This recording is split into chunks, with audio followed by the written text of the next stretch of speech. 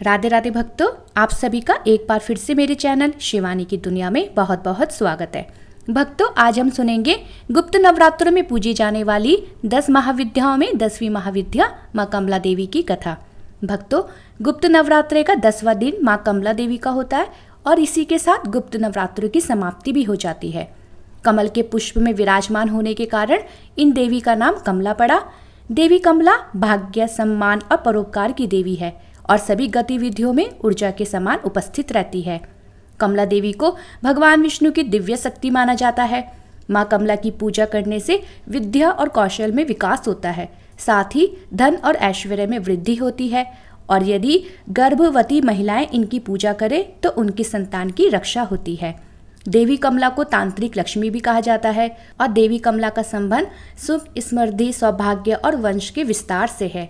महाविद्या कमला देवी को लक्ष्मी, श्री राजराजेश्वरी आदि कई नामों से जाना जाता है। माँ कमला देवी का स्वरूप अत्यंत दिव्य और मनोहर है।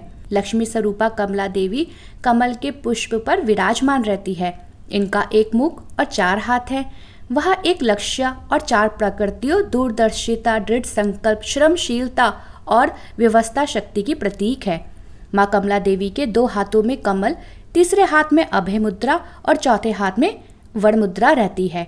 महाविद्या कमला देवी की आभा स्वर्ण के समान कांतिमय है।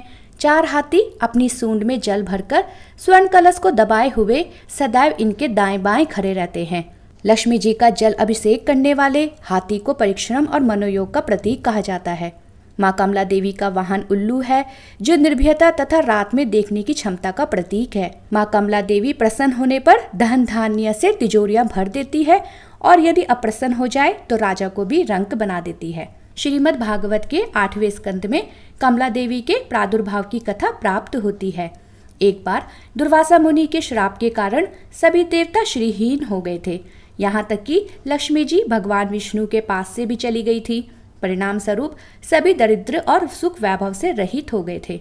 श्री लक्ष्मी जी को पुनः प्राप्त करने के लिए दैत्यों और देवताओं ने समुद्र का मंथन किया। समुद्र मंथन से 14 प्रकार के रत्न प्राप्त हुए। उन 14 रत्नों में धन, राज, सुख और समृद्धि की देवी माँ कमला देवी का प्रादुर्भाव हुआ। देवी कमला भगवान विष्णु से विवाह के पश्चात कमला लक्ष्मी नाम से विख्यात हुई। उसके बाद कमला देवी ने विशेष स्थान प्राप्त करने के लिए देवी शक्ति की कठोर आराधना की।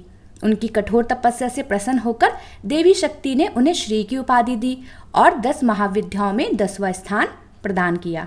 श्री की उपाधि लक्ष्मी जी के लिए मातृभूमि के रूप में सांसारिक क्षेत्र की प्रतिनिधित्व करती है, जिसे पृथ्वी माता के रूप में संदर्भित किया जाता है।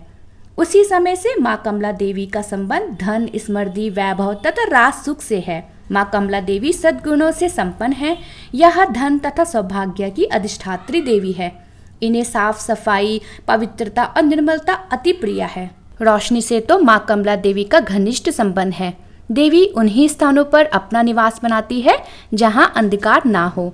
यह देवी अनंत समृद्धि, धन, यश, प्रतिष्ठा, शासन आदि शक्ति की स्वामिनी होने के कारण आदिकाल से ही राजघरानों तथा अन्य व्यक्तियों द्वारा पूजित होती है। इसलिए इन्हें राजराजेश्वरी भी कहा जाता है। आज के दिन माँ कमला को कमल का पुष्प अर्पित करने से सभी प्रकार की मनोकामनाएं पूरी हो जाती है। गुप्त नवरात्रि के अंतिम दिन माँ की विधिवत पूजा अर्चना करके माँ को श्रृंगार आदि अर्पित करना चाहिए। जिन्होंने भी गुप्त नवरात्रों में उपवास रखे हैं उन्हें आज के दिन हवन जरूर करना चाहिए। इसके बाद शुभ मुहूर्त में कलश विसर्जन करना चाहिए। अंतिम दिन अपनी श्रद्धा और सामर्थ्य के अनुसार किसी छोटी कन्या को गुप्त रूप से दान दे और उसका मुंह मीठा कराएं। अगर आपने अष्टमी या नवमी तिथि को कन्या पूजन करना है तो उस दिन भी आपको विधि विधान से सभी महाविद्याओं को एक बार फिर स्मरण करना चाहिए।